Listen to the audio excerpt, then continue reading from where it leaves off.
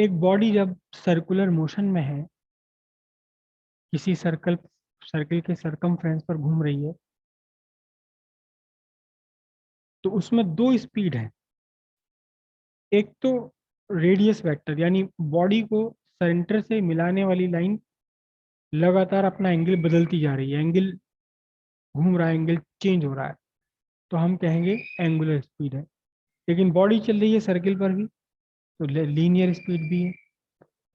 अब linear speed के साथ साथ एक दूसरा वर्ड हम जोड़ देते हैं, लीनियर वेलोसिटी। बहुत ध्यान से समझना। पॉइंट ए पर डायरेक्शन ऑफ वेलोसिटी क्या है? This is the direction of velocity v1 vector. Velocity हमेशा परपेंडिकुलर है, किसके परपेंडिकुलर है? रेडियस वेक्टर के परपेंडिकुलर। आपने देख लिया, यहाँ मैंने कोशिश करी है, पूरी कोशिश की कि वेलोसिटी वेक्टर इस रेडियस के परपेंडिकुलर ड्रॉ करूं, दोनों के बीच 90 डिग्री। लेकिन जब बॉडी पहुंची बी पर, तो इसकी वेलोसिटी का मैग्नीट्यूड सेम रहते हुए भी इसकी डायरेक्शन तो बदल गई। अब डायरेक्शन कौन सी है? अब डायरेक्शन ये रही, this is v2 vector. 90 degree है अब भी, किससे? रेडियस से। रेडियस से 90 डिग्री बनाते हुए है ये। यहाँ भी रेडियस से 90 डिग्री बनाते हुए, यहाँ भी रेडियस से 90 डिग्री बनाते हुए। तो ए से बी तक जाने में अगर बॉडी की वेलोसिटी का मैग्नीट्यूड, यानी कि उसकी स्पीड कांस्टेंट रहे, तो भी डायरेक्शन तो लगातार बदल ही रही है। डायरेक्शन लगातार बदलती चली आ रही है। डायरेक्शन जब लगातार बदलती जा रही है, तो हम कहेंगे कि वेलोसिटी बदल रही है, क्योंकि वेलोसिटी में दोनों फिजिकल क्वांटिटीज है। वेलोसिटी में इसका अपना मैग्नीट्यूड भी है वेलोसिटी का, और वेलोसिटी में डायरेक्शन भी है। मैग्नीट्यूड बदल जाए या डायरेक्शन बदल जाए, मैग्नीट्यूड बदल जाए या डायरेक्शन बदल जाए, दोनों ही केस में आप क्या कहेंगे? आप कहेंगे कि वेलोसिटी बदल गई। दोनों ही केस में कहेंगे वेलोसिटी बदल गई। दोनों ही केस में वेलोसिटी बदल गई।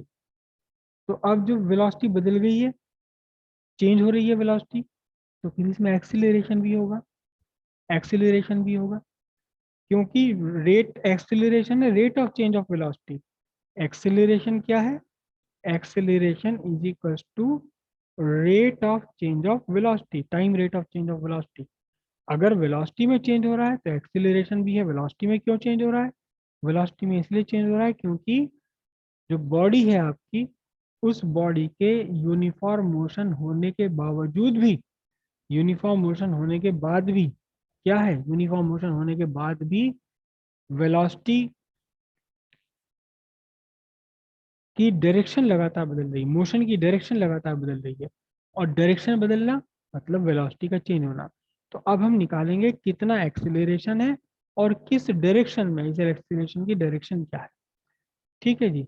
बहुत ध्यान से समझना कि अभी हमने ए और बी को बहुत दूर दूर बनाया, ए और बी को हमने बहुत दूर दूर बनाया है, ताकि हमारा डायग्राम साफ बने, नीट एंड क्लीन बने, कंजेशन ना हो। लेकिन आप कंसीडर कीजिए कि ए और बी बहुत पास हैं। कितने पास हैं? यहाँ ए है और बिल्कुल यहाँ बी है। इतने पास पास हैं ए और बी। तो फिर ये जो एंगल है, ए ओ बी एंगल, इसको हम थीटा ना लिखकर एक स्मॉल एंगल लिखेंगे, डी थीटा। क्या लिखेंगे इसे? डी थीटा लिखेंगे। अब देखना जरा ध्यान से, एक दूसरा ट्रायंगल बना रहा हूँ, एक दूसरा ट्रायंगल बना रहा हूँ इसी के बराबर में। चलो पहले यहाँ देखते हैं एक्सीलरेशन कैसे निकलेगा। dv by dt। dv change in velocity, time dt time taken. तो चेंज इन वेलोसिटी कितनी होगी? Final velocity v2 minus initial velocity v1 upon में टाइम क्या? dt। फाइनल स्पीड जो भी है, final velocity, final not speed, final speed, final velocity में से इनिशियल वेलोसिटी सेपरेट करेंगे। जितने टाइम में ये चेंज हुआ वेलोसिटी का, उतने टाइम से डिवाइड करेंगे, तो आपको एक्सीलरेशन आ जाएगा। तो अब हमें फाइंड करना है actually v2 vector minus v1 vector. v2 vector minus v1 vector. Triangle law से दो वेक्टर्स को हम ऐड भी कर सकते हैं, ट्राइंगल लॉ से हम दो वेक्टर्स को सब्ट्रैक्ट भी कर सकते हैं। तो एनीवे मैं v1 और v2 को ड्रॉ कर रहा हूँ। देखना पूरी कोशिश मैं करूंगा कि जिस डायरेक्शन में v1 और v2 है, मैं एग्जैक्टली उसी डायरेक्शन में बना पाऊँ।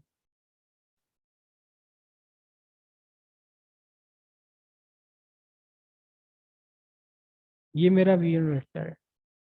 देखो मैंने कोशिश करी है कि जिस डायरेक्शन में v1 है उसी डायरेक्शन में बनाऊं। ठीक है, ये रहा, इसी डायरेक्शन में मैंने कोशिश की बनाने की, थोड़ा सा बिगड़ गया, कोई बात नहीं।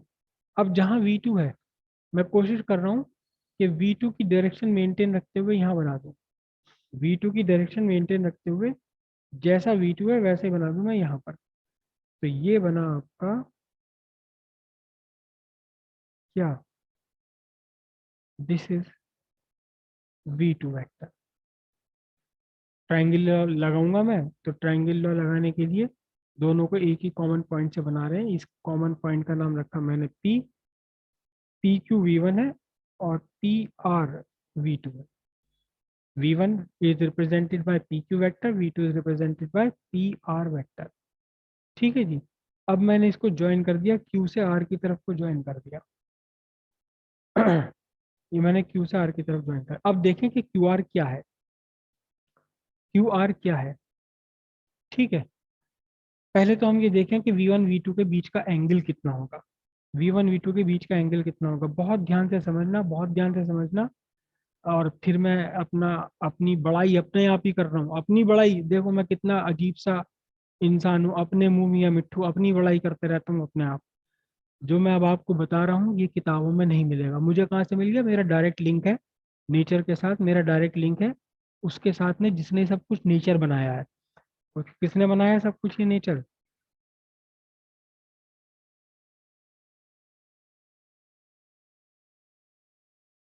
ये मैंने इसको यहाँ V2 को मैंने पीछे एक्सटेंड कर लिया डॉटेड लाइन से, और V1 को मैंने आगे एक्सटेंड कर लिया।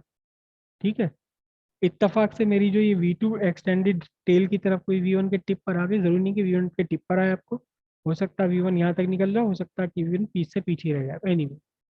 अब मैंने इस पॉइंट का नाम लिखा है, मैंने इस पॉइंट का नाम लिखा है, इस पॉइंट का मैंने नाम लिखा है क्या, PQR। मैं इस पॉइंट का नाम लिखता हूँ T,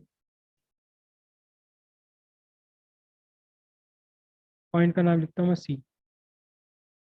कौन सा पॉइंट है ये, जहां पर दोनों मेरे V2 पीछे बढ़े, V2 extended backward, V1 extended forward एक दूसरे को मिल जाए C पर। मैंने यहाँ एक एंगल बनाया। अब मैं आपसे पूछने वाला हूँ कि ये जो एंगल बन रहा है BC, और मैं इसका नाम, चलो इसका भी नाम लिख देता हूँ यहाँ D। एंगल BCD कितना है, एंगल BCD कितना है, आप में से देखें कौन जवाब दे सकता है, आप रेज योर हैंड। और यही वो चीज़ें हैं जिसे मैं कहता हूँ बार बार कि आपको 10th क्लास तक की मैथमेटिक्स पूरी आनी चाहिए फिजिक्स सीखने समझने के लिए। तो देखते हैं कि इसे 10th क्लास की मैथमेटिक्स आती है, 10th क्लास में आपने पढ़ा हुआ है कि ये एंगल कितना होगा। बहुत सिंपल है, आप सोचिए 10th क्लास की कोई एक थ्योरम, हम मैथमेटिक्स की थ्योरम यहाँ यूज करने वाले हैं। Raise your hands. Cyclic quadrilateral की एक प्रॉपर्टी क्या है, sum of opposite angles is 180 degree. दो अपोजिट एंगल्स का सम 180 डिग्री होता है। एक प्रॉपर्टी के इसके चारों वर्टेक्स सर्किल पर होते हैं, लेकिन जरूरी नहीं कि हमें हमेशा सर्किल पर मिल जाए। एक प्रॉपर्टी और है, exterior angle is equal to opposite interior angle. चलो मैं थोड़ा सा बना ही देता हूँ इसको। ये आपका सर्किल है और सर्किल पर मैंने ये बना दिया,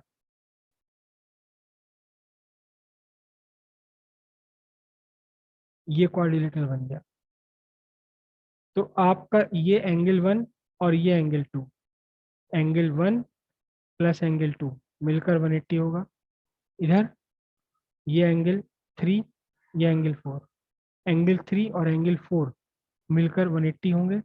और एक प्रॉपर्टी और है इसकी क्या, कि exterior angle is equal to opposite interior angle. ये वाला एक्सटीरियर एंगल ये इसके अपोजिट इंटीरियर एंगल 3 के इक्वल होगा। कहीं भी बना लो आप एक्सटीरियर एंगल, ये एक्सटीरियर एंगल ये बन गया आपका, ये exterior angle opposite interior angle यानी एंगल 1 के इक्वल होगा। अगर मैं इसे यहाँ ज्वाइन कर दूं तो ये exterior angle equal to opposite interior angle 1 के इक्वल होगा। तो वही सारी प्रॉपर्टी हम यहाँ यूज कर रहे हैं। यहाँ देखिए, आप ध्यान से, बहुत ध्यान से देखिएगा, बहुत ध्यान से देखिएगा।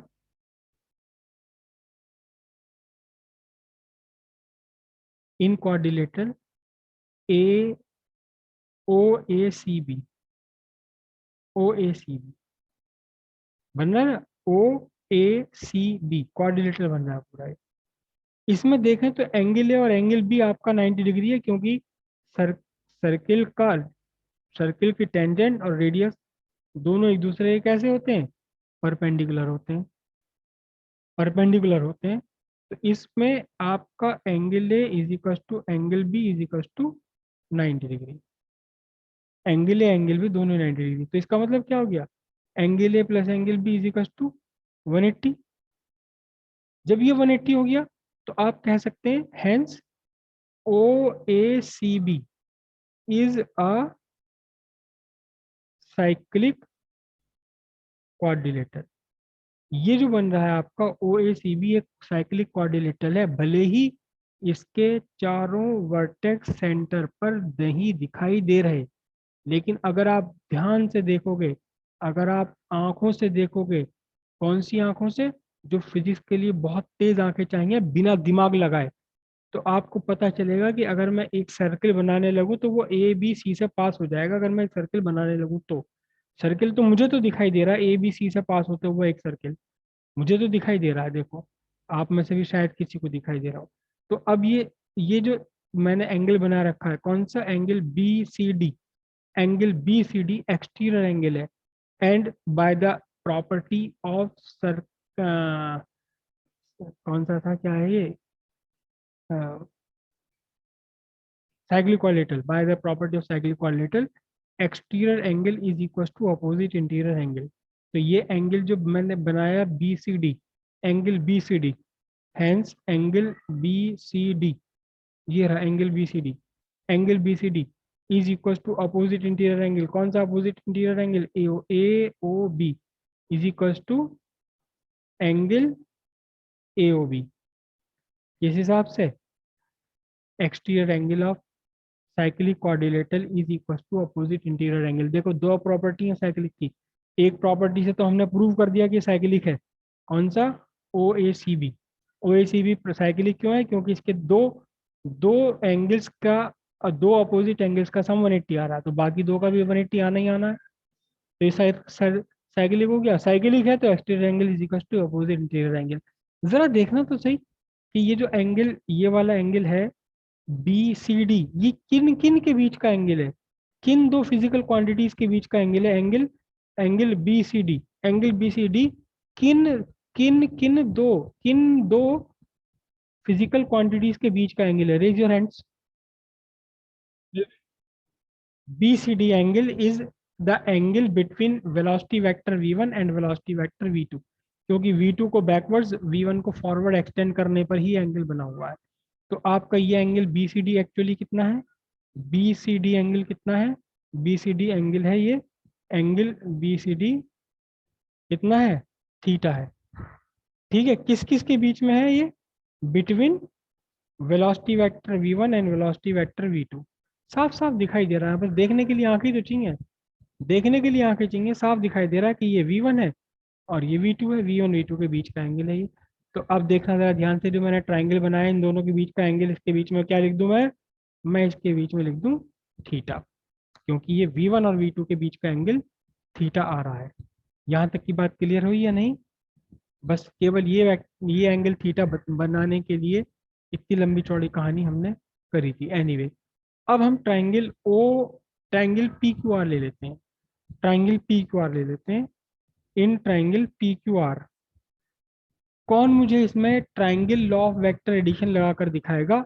पी से मुझे स्टार्ट करना है, पी से स्टार्ट करना है और एंटी क्लॉकवाइज चलना है। तो कौन मुझे बना के, कौन मुझे इसमें इस ट्राइंगल में triangle law of vector addition लगा के दिखाएगा। ठीक है, आपको आपको स्टार्ट करना है पॉइंट पी से, बताइए triangle law of sir vector. P Q sir P Q square plus Q R square equals to P R square.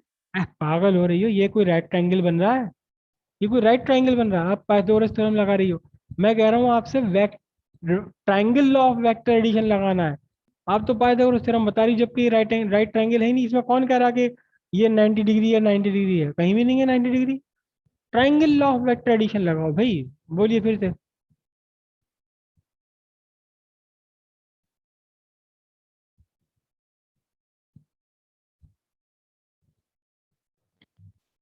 Yes sir. Sir P Q square plus Q R square hmm, plus 2 P Q Q R cos theta और उस पर root. हाँ no, मैं तो सिर्फ आपको triangle law लगाने के लिए कह रहा हूँ आपको सर उसका। मैं बता हाँ बताओ Varnika. Sir P Q vector plus Q R vector is equals to R P vector. Oh no, oh no, oh no, जल्दबाजी कर गई अब भी आप, थोड़ा सा। Sir P Q vector plus Q R vector is equals to P R vector. अब आई बात पकड़ में, अब पकड़े हैं आप, बिल्कुल सही पकड़े हैं, सही पकड़े हैं।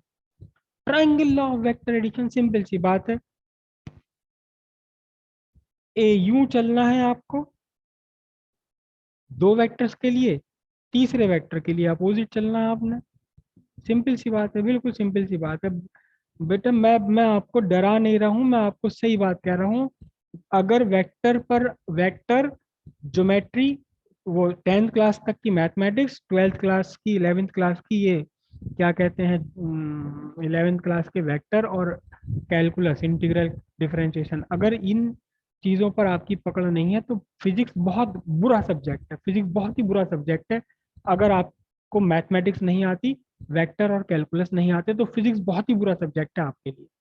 और फिजिक्स बहुत ही आसान सब्जेक्ट है अगर आपको इन चीज़ों पर पकड़ आपकी मजबूत है। तो आपने triangle law of vector addition लगाया, और घबराना मत, घबराना मत बिल्कुल भी, घबराना मत बिल्कुल भी, पास सब हो जाओगे। पी क्यू आर में लगा रहे हैं हम, तो हमने कहा क्या, क्या कहा, P Q vector plus Q R vector is equal to P R vector. ठीक है, P Q vector plus Q R vector is equal to, दो दो वेक्टर्स को लेना होता है एक ऑर्डर में, तो तीसरा वेक्टर अपोजिट ऑर्डर में लेना होता है। अच्छा देखना जरा, पी क्यू वेक्टर क्या है, P Q vector is V one vector. तो मैं इसको क्या लिखूं, मैं इसको लिखूंगा V one vector plus Q R को मैं एज इट इज छोड़ देता हूँ, क्यू आर वैक्टर। और जो पी आर वैक्टर है ये क्या है, देखना जरा, पी आर वैक्टर है आपका वी टू वैक्टर। तो इसको मैंने क्या लिखा, इसको लिखा वी टू वैक्टर। अब देखें जरा ध्यान से, Q R vector is equal to क्या हो गया आपका, V two vector minus, V two vector minus V one vector. भाई वाह, मजे आ गए। क्या निकल गया, डिफरेंस ऑफ वेलोसिटीज निकल गई, final velocity minus initial velocity. Oh, V two minus V one D theta, यही तो हमें चाहिए था एक्सेलरेशन फाइंड करने के लिए, क्या था, V two minus V one चाहिए था, डी थीटा। करेक्ट। तो ये आपका क्या निकला, ये चेंज इन वेलोसिटी निकल कर आई V two minus V one vector. ठीक है। तो अब ये जो फॉर्मूला एक्सेलरेशन का फॉर्मूला देखना जरा ध्यान से, एक्सेलरेशन अभी हमने क्या लिखा था, एक्सेलरेशन लिखा था V two vector minus V one vector by D T. तो इस V two vector minus V one vector को मैं क्या लिख दूं, इसको तो मैं क्यू आर लिख दूं ना, Q R vector by D T. क्यों, क्योंकि V two minus V one आपका क्या निकल गया है, आपका ये क्यू आर निकल गया है। ठीक है। अब बहुत ध्यान से देखिएगा, बहुत ध्यान से देखिएगा आप इसे, बहुत ध्यान से देखिएगा। ये तो वेलोसिटी का मैग्नीट्यूड निकल कर आया। अब ध्यान से देखना, अगर मैं बहुत शॉर्ट ड्यूरेशन ऑफ टाइम के लिए बात करूं, बहुत शॉर्ट पीरियड ऑफ टाइम के लिए बात करूं, तो ए से बी तक का डिस्टेंस भी छोटा सा ही तो होगा, बिल्कुल छोटा सा होगा। छोटा सा कितना होगा, कि फिर ए पॉइंट यहाँ है तो बी पॉइंट बिल्कुल यहाँ है, और जो इनके बीच का एंगल मैंने थीटा बना रखा, बड़ा सा एंगल बना रखा है, इन दोनों वेक्टर्स को मिलाने वाली के बीच का एंगल क्या होगा, डी थीटा होगा। दोनों के बीच का एंगल कितना होगा, डी थीटा होगा। अब ये जो डी थीटा होगा, फॉर, मैं इसको लिख दूं, for small time duration dt, for small time duration dt, theta will be written as D theta. कैसे, limit D theta tends to zero. ठीक है। तो अब मैं एक काम कर देता हूं, मैं इस फॉर्म, इस डायग्राम में भी इसको डी थीटा लिख दूं, इसको भी क्या लिख दूं, डी थीटा, डी थीटा लिख दिया मैंने। और डी थीटा कितना है, शॉर्ट पीरियड ऑफ टाइम के लिए D theta tends to zero, D theta tends to 0। Okay, अब देखना जरा ध्यान से, बहुत ध्यान से देखना, बहुत ध्यान से देखना, बहुत ध्यान से देखना। जब डी थीटा की वैल्यू लगभग लगभग 0 है और P Q vector, P Q V one vector, Q P R V two vector दोनों के मैग्नीट्यूड सेम है, इसका मतलब length of P Q length of P R same है, और डी थीटा की वैल्यू है 0 के आसपास, तो आप मुझे बताइए ये जो एंगल पी क्यू आर और एंगल पी आर क्यू है, इन दोनों की वैल्यूज लगभग लगभग कितनी होगी? कब? जबकि डी थीटा की वैल्यू, जबकि डी थीटा की वैल्यू लगभग लगभग 0 है, तो इन दोनों एंगल्स की वैल्यू लगभग लगभग कितनी होगी? Raise your hands. P Q R P sir R 90।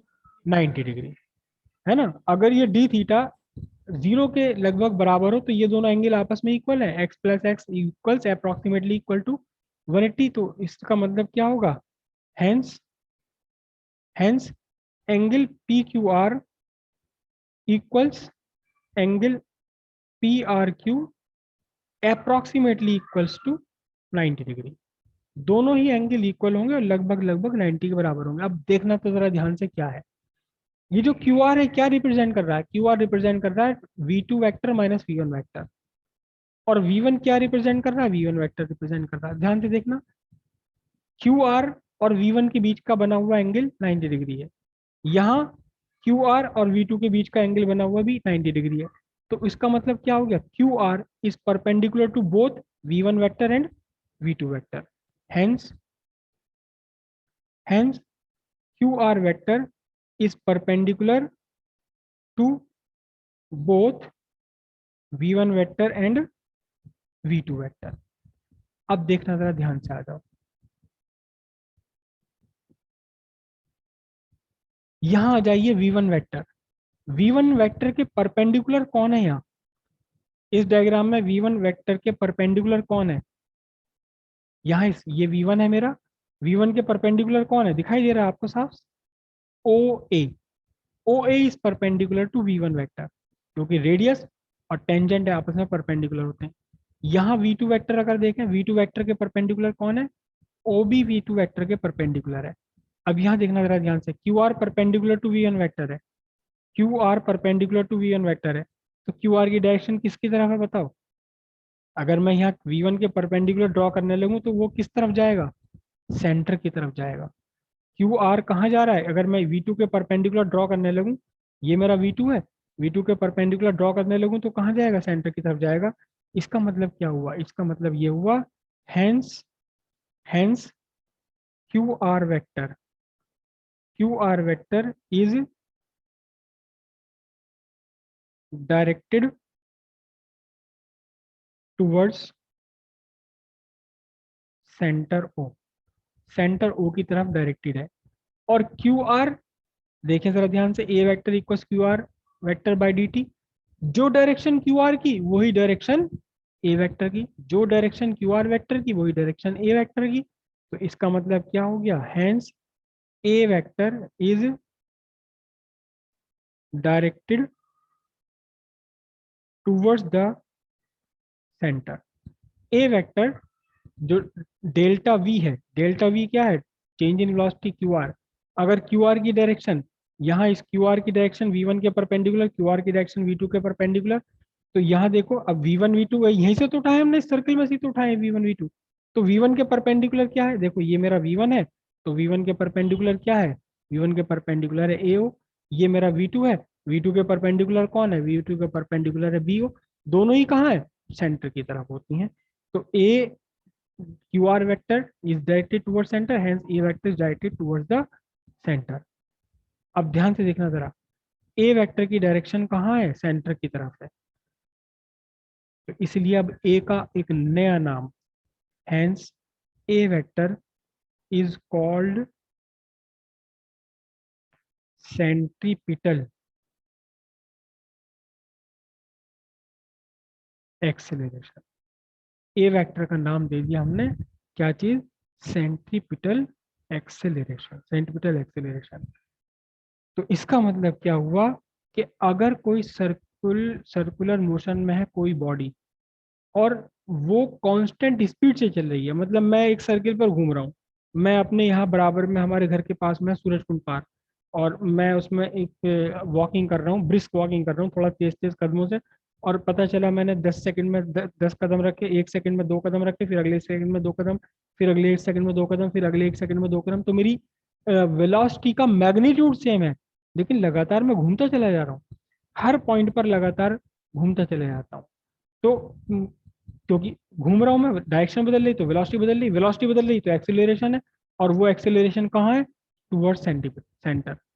एक ही डायरेक्शन कहाँ है? Toward centre. तो अब इस एक्सेलरेशन का एक नाम दे दिया, सेंट्रीपिटल एक्सेलरेशन। कुल मिलाकर इस सारी कहानी का कंक्लूजन क्या है? इस सारी कहानी का कंक्लूजन क्या है? In uniform circular motion. अब देखो, कंफ्यूज मत होना इस बात पे। वो बच्चे की बात मुझे आती है, सर मुझे यूं समझ नहीं आता, अभी क्या बताओ? पहले तो आप बोल रहे थे यूनिफॉर्म मोशन में एक्सेलरेशन नहीं होता, अब आप बोल रहे हो यूनिफॉर्म एक्सेलरेशन में, यूनिफॉर्म सर्कुलर मोशन में एक्सेलरेशन होगा। सर मुझे समझ में नहीं आया, जाने क्या बताओ आप। यूनिफॉर्म लीनियर मोशन में एक्सेलरेशन नहीं होता, लेकिन यूनिफॉर्म सर्कुलर मोशन में है। यूनिफॉर्म सर्कुलर मोशन का मतलब है मोशन along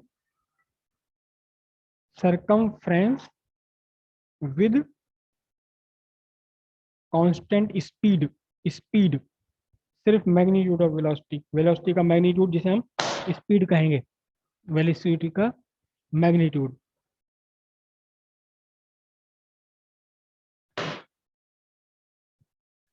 हाँ जी, क्या लिखा? इन यूनिफॉर्म सर्कुलर मोशन, यानी motion along circumference with constant speed, the direction of motion keeps on changing continuously, hence velocity keeps on changing। जब वेलोसिटी चेंज हो रही तो फिर क्या है?